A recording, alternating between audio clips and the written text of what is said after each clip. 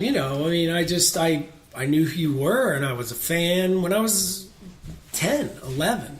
So here I am going through my Twitter feed, and I saw, hey, has anyone been watching this show Warehouse 13? I watched the whole series, of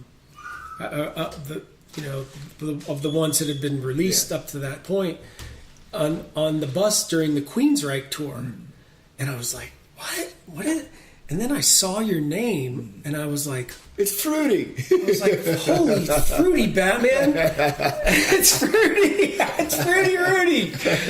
And I mean, then I was just like, hey man, hey.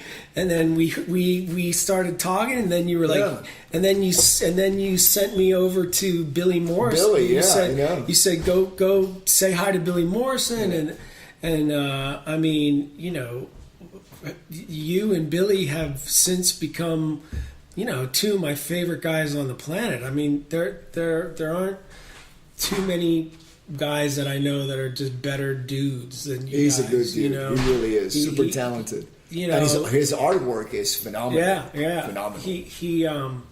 The both of you are such generous, just humans.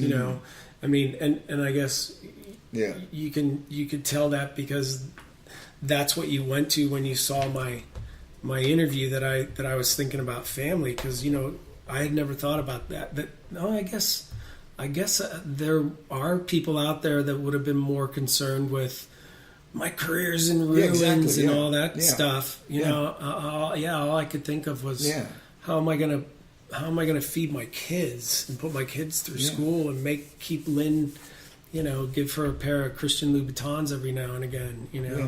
The important stuff. The important stuff. Yeah, exactly. I mean, you were not just some Hollywood type, just look at me, attitude.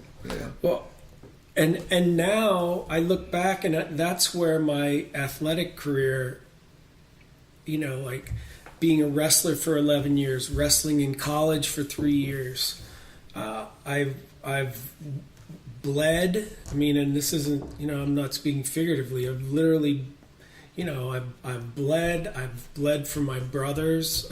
I've been physically tested and emotionally tested. I grew up. One of the sayings was, mental toughness. This whole thing. It's all about mental toughness. Like, what can you endure mentally?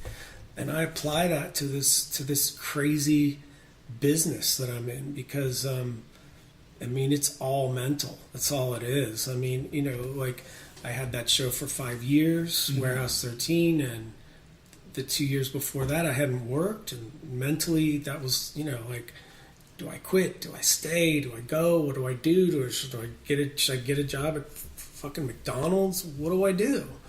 And I attribute the fact that I hung in there and stayed.